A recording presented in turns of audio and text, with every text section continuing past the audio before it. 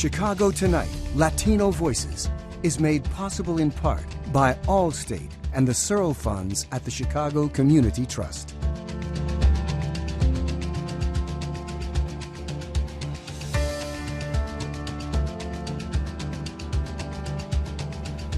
Good evening and welcome to Chicago Tonight, Latino Voices. I'm Phil Ponce. Thank you for sharing part of your weekend with us. On the show tonight, there are poor people in Central America and other countries in their desperation coming here to feed their families. What city and local organizations are doing to help migrants arriving to Chicago on buses by way of Texas. Traffic deaths keep going up, according to a new analysis. We talk with local transportation advocates about how traffic safety contributes to public safety.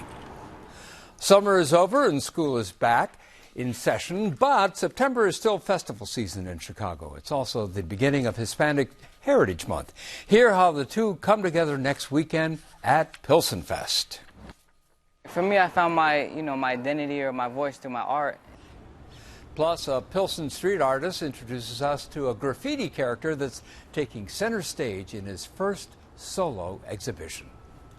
And that's really where the magic and momentum happens, especially if it's something that's authentic to you.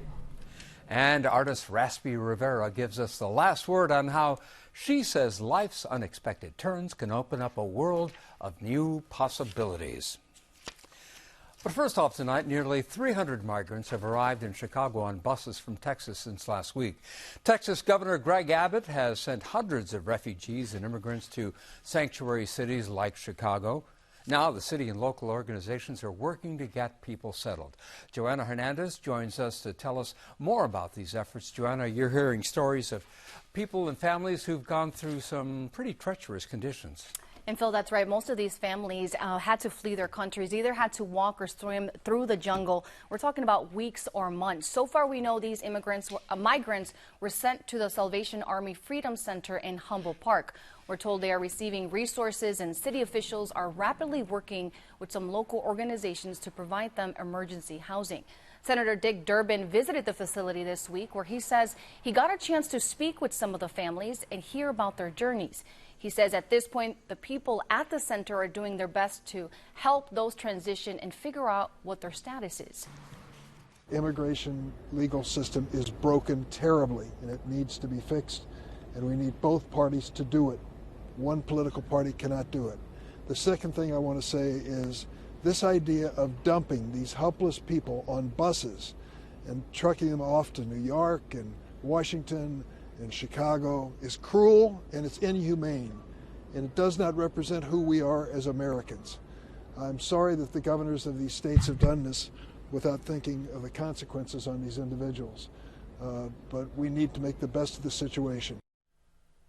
The reality is these individuals will need long-term support, and organizations like the Little Village Community Council have been directly helping people with donations from the community. We're told people have been volunteering to give individuals rides to and from the Salvation facility to the organization to pick out clothes, hygiene products, food, and get a chance to call their families. We're looking for clothing. We're looking for especially men clothing, T-shirts, underwear, socks. If people need, workers, we have workers, cash pay, but, we're also making sure that they don't get abused by these people. So we want to make sure that they're paying them well, they're feeding them and helping them pick them up because they don't know the city yet. Joanna, the Little Village Community Council has a long history of helping immigrants and also local people get access to resources. Where does Baltasar Enriquez say that this group of migrants, as a group, is coming from? So he says that they're seeking asylum from Venezuela, some from Peru, Colombia, and Mexico, and he says some of these stories are heartbreaking. Some of them got lost in the desert for days until the Border Patrols found them. Some of them call, actually out of their phone, 911 to come get them because they were lost. So all those stories you could hear, but we try not to put, focus on that. We try to focus on, hey, let me help you. Let's start a new life. This is what Chicago is. This is Little Village. One of the challenges for migrants now is in order to obtain a sponsorship from a nonprofit that provides case management, they must have a residency. We're also hearing people have court cases pending in other states, and now they have to figure out how to get there. The other reason why housing is important is because in order for them to receive notifications from ICE, notifications from immigration court, they have to be able to provide a current address where they're going to be residing. Otherwise, they'll never get the notifications. We spoke with Reverend Sandra Castellino, who serves as the chair of the Episcopal Diocese of Chicago's Century Task Force. The task force works with congregations and institutions to prepare to sponsor people seeking asylum. She says the upcoming weeks and months will be challenging, but will push organization groups and the city to come together to provide the tools she says migrants desperately need to begin a new life.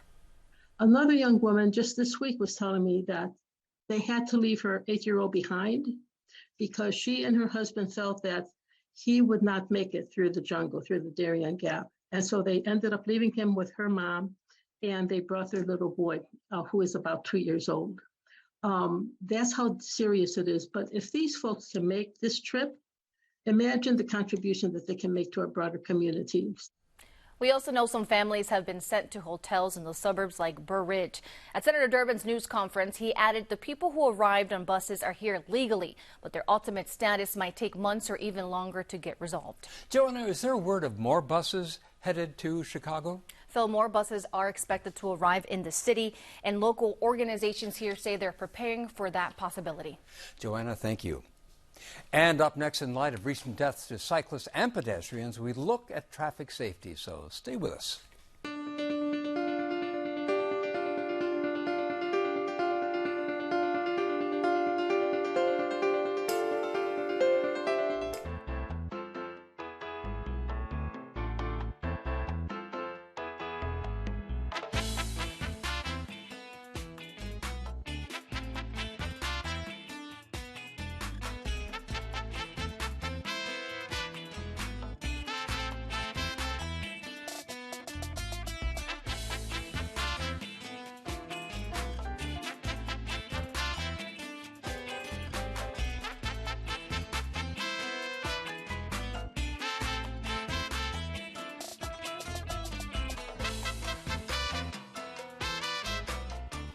This week, another name was added to the grim tally of car-related deaths in Chicago.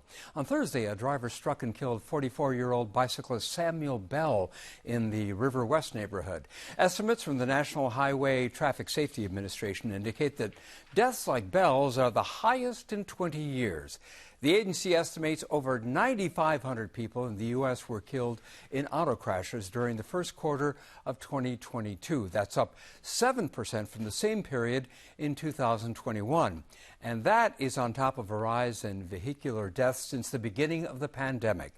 280 of those deaths were in Illinois. That's a 24% rise over 2021. 35 of those were in Chicago, according to the city's data portal. And an analysis by the American Journal of Preventive Medicine suggests that traffic-related fatality rates for Black and Latino Americans are higher than that of white residents. Joining us now with more are Ruth Rosas. She's a community programs coordinator at Lurie Children's Hospital. Jose Miguel Acosta Cordova, he's Senior Transportation Policy Analyst at the Little Village Environmental Justice Organization. And Leslie Honore, she's Managing Director of Strategy and Communications at the Center for Neighborhood Technology. And welcome all to Chicago tonight. Jose Cordova, you have a background in city planning. I'd never really made the connection between public safety, which I think of law enforcement, and traffic safety. But make the connection for us. Well, yes, I mean, there's a deep connection between, this idea of protecting people in automobile crashes, one of the big issues, right, that we often talk about within the transportation advocacy space is how do we deal with holding people accountable, right? And many of us are coming from communities that are highly policed, right? So we don't always see more policing as the solution. But it is a major issue for our communities, dealing with automobile related deaths, and how we hold people accountable when those deaths do occur, right? There was a and you mentioned about the person who was killed just yesterday, and the story talked about how the most they got was a citation, right? And so I think there's a lot of people who have mixed feelings about what should happen to people like who are involved in automobile-related deaths. Lesliana Ray, how does car traffic amplify a little bit the impact that car traffic has, particularly on Latino communities? Well, what we know when this city was planned and how segregated it is that Black and brown communities were given the infrastructure and were under-resourced purposefully. And what that creates is a legacy of continued under-resourced communities, infrastructure that's not maintained, streets and sidewalks that aren't walkable. And so what happens is we have people in the community that come in direct contact in the streets when we have sidewalks that are iced over in the winter or overrun with, plants in the summer. They choose to walk in the street because that's the safest route, which puts them in direct contact with cars. So when we support our communities, that is why we have a higher rate of tragic accidents like this happening. And Ruth Rosas, you are also a reporter for Streets Blog Chicago, which keeps a running tally of car-related fatalities in Chicago. But Streets Blog's numbers are much higher than the city's data portal indicates. Why the difference? I believe it's because when police are actually writing the reports of when people are killed on our streets, if the police don't file something or don't put in certain information, it does not get put into the data tracker from the city in a correct way. So the way that we keep it is that we actually do a much more thorough investigation, and our numbers tend to be different because we're actually taking into account a lot of other things that maybe police didn't get in to their report right away. And so the data portal and the city is usually updated at the end of the year with more accurate information, but you have to wait until the end of the year or maybe even in a couple of years to get the accurate numbers. I see. Jose Cordova, as someone who is not familiar with some of the terms used in the world of traffic and traffic management, what is a traffic calming device? Give me some examples of those. I think when you talk about traffic calming devices, right, you got to start with the concept of complete streets, right, and this is really about redesigning the road so that it better serves all modes of transit, and then this effectively reduces vehicle speeds and minimizes crashes involving bicyclists, involving pedestrians, and it ultimately saves lives. So that these include things like speed bumps, like medians, just in general, thinking about road diets as well, right, reducing the number of traffic lanes in the street. So this idea of complete streets is really at the heart of how we redesign our roads to better serve all modes of transit and to reduce the amount of traffic crashes that happen. So in simple terms, Jose Cordova, are you saying that more traffic calming devices need to go into Latino communities and other communities of color? Yes, absolutely. You see this a lot in the north side, right? There's a lot more of these traffic calming devices, and you look at the south and west sides, it's not the case.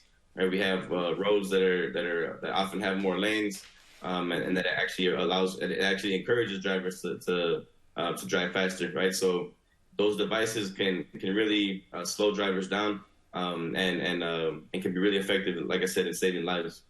Lesliana Ray, that leads to the whole question of speed cameras, because if people are driving faster in communities where there aren't traffic calming devices, they're more apt to get speeding tickets with these cameras. How do you balance the impact that these cameras have on minority communities then with the need for safety? Well, to piggyback on what Jose was saying, what we don't need is more enforcement. What we need is better planning.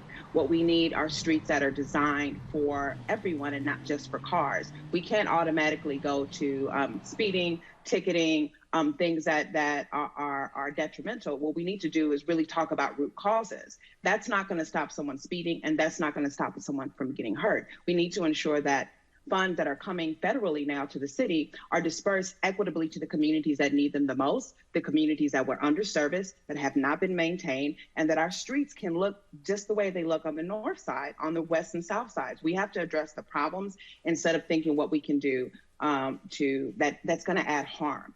A lot of what Jose talked to are simple things that we can do that require investment, yes, but are desperately needed. And those are the ways that we protect communities instead of thinking about enforcement and speed cameras, which aren't going to solve the problem. They're punitive only.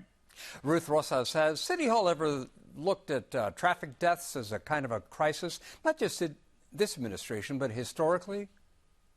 I don't think, I mean, in general, in the U.S., traffic fatalities aren't seen as like a public health concern, right? They're taken out of that equation.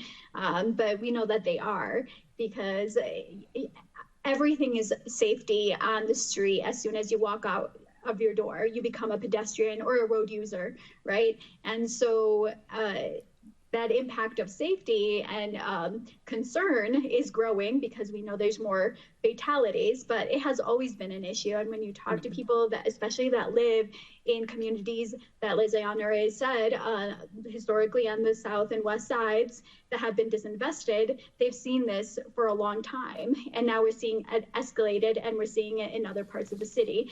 And I think that because of the pandemic, a lot of our government turned their eye into COVID and COVID response and COVID relief, which was important. But now we're getting the unintended consequences of the issues that we had neglected before growing. I see. We're almost out of time, but Leslie Honore, you've been on the show before and talked about a concept called transit equity. Just real quickly, define what transit equity is. So equitable transit-oriented development, or ETOD, is really being equitable at how we spend our money. What we know is 90% of transit-oriented development historically has happened on the north side of Chicago, leaving the south and west sides bereft of walkability, streets that are paved, sidewalks that you can walk, ride, and roll, push on, that are really designed not just for cars, but for the people who live in those communities as well. What we want to see and what we are continuing to work towards, whether it's an advocacy or policy like the Connected Communities Ordinance that we recently passed, is focusing on really what those root causes are and ensuring that our communities, Black and Brown communities, look the same way that they look in Lincoln Park, that they're beautiful, that they have green space, and that it's safe for us to walk and maneuver. That's where we'll have to leave it. Leslie Honore, Ruth Rosas, and Jose Miguel Acosta Cordova, thank you all for joining us, and thank you for your insights. Thank you. Thank you for having us. And up next, a local graffiti artist is taking his art from outside to the inside of a museum, so stay with us for a look.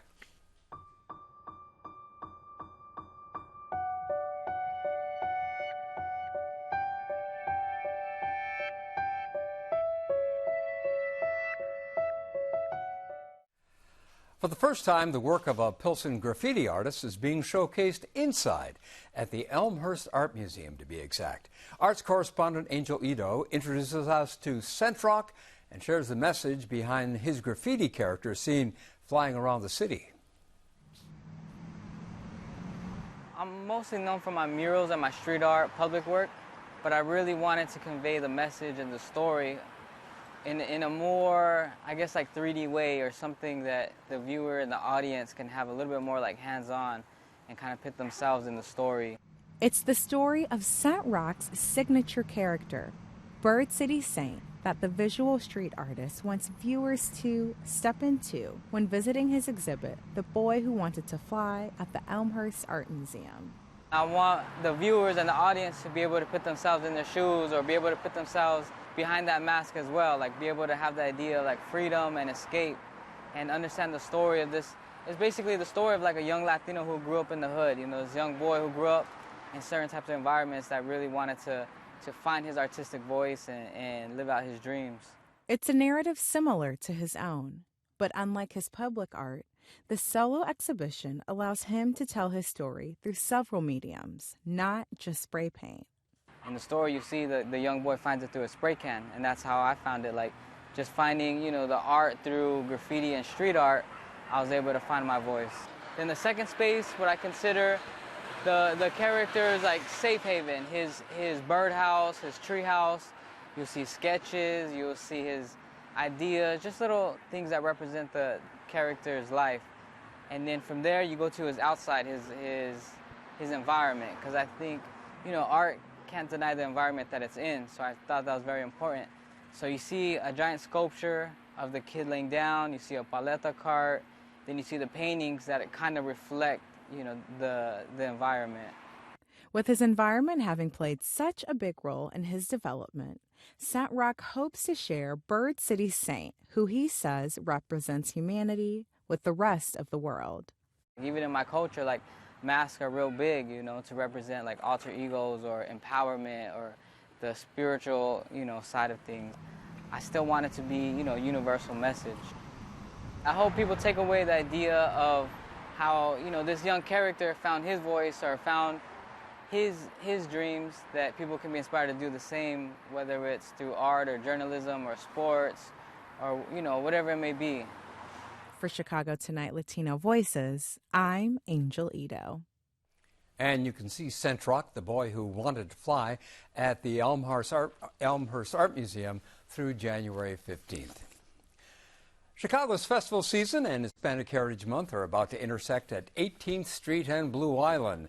On September 17th and 18th, Pilsen Fest will bring Mexican art, music, and of course food to the heart of the historic neighborhood, just in time to kick off the city's month-long celebration of Latino culture.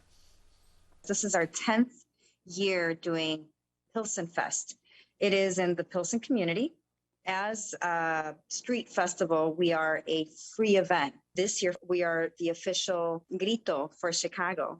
We thought this was a great opportunity to be able to showcase that to all those that are curious to know how to celebrate Mexican Independence Day in Chicago. Most of our stage talent, there's 2 stages. 95% of our lineup is local Latino bands. 40% of the lineup is female-based. So we're really happy about that. One of the things that we're very proud to feature is a very hand-selected, curated look at the different ways that we could really celebrate what we do in Pilsen. We have workshops that are brought to you by the National Museum of Mexican Art, you know, for kids painting. We also have an Alebrijes workshop. You know, this is a traveling workshop straight from Mexico City. To be able to kick off such a spirited celebration of Hispanic Pride Month, we're very happy to rise up to that opportunity. I think we have a lot to offer, and we should be very proud of that. And you can find out more about the Pilsen Fest celebration on our website. During the solitude of the early COVID pandemic, many people used the time to revive interests and hobbies they once enjoyed. That includes Raspy Rivera, whose acting career was derailed by an injury in 2020. But she says that injury wound up being a life-changing gift. Here, Rivera gives us the last word on what literally started out as a fall, but gave rise to a world of possibility. I'm Raspy Rivera, and I'm the inaugural artist in residence at the Emily Hotel Chicago. On October 2nd of 2020, amidst the pandemic, I was filming an audition for a Chicago show, like feeling on top of the world. I was like, I'm going to book this. So I went afterwards to get a pedicure with one of my best friends. I started feeling ill during the pedicure.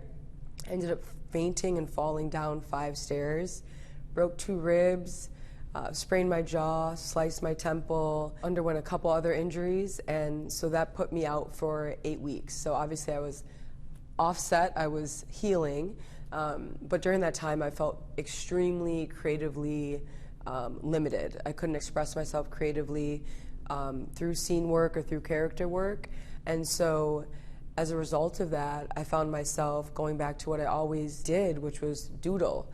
And I've always loved to draw and doodle faces, but nothing outside of like a journal, right? And so I took those faces and they kind of started taking a life of their own. And they went from small like Post-its to sketch pads to canvas to wood to larger pieces. And so I started to share that because it was truly like therapeutic for me. And it started out small. Like my first piece I sold for $50. And I remember coming home and looking at my huge pile of artwork and seeing it in a different way. And so I started to lean into that because it felt like the universe was telling me that that was really working. And now a year later, it's my full-time gig. For me in this artistic journey, I've been able to truly find my hidden talent, what really makes like my drum beat, right? And what it took was me leaning in to completely surrendering to what was working and what felt right for me, right? Like inside my gut, inside my heart. Sometimes in our like deepest and darkest moments, I think that that's really where like the work can begin. And hidden talents can be uprooted. If there's like an inkling and an idea that you think you should express or try, do it and lean into it fully. Take that risk, take that jump, because on the other side of that fear is abundance, growth, momentum, magic, and I've experienced it in this way, and it's something that like I definitely want everyone to know and do. You can see more of Rivera's work at Cherry Mountain Arts in River West through October. And that is our show for this weekend. A note before we go. The Mexican Independence Day Parade returns to Little Village this weekend after a 2-year hiatus. We leave you tonight with a look at 26th Street as the community prepares for the celebration. Now, for all of us here at Chicago Tonight, Latino Voices, I'm Phil Ponce. Thank you for sharing part of your weekend with us. Stay healthy, stay safe, and buenas noches.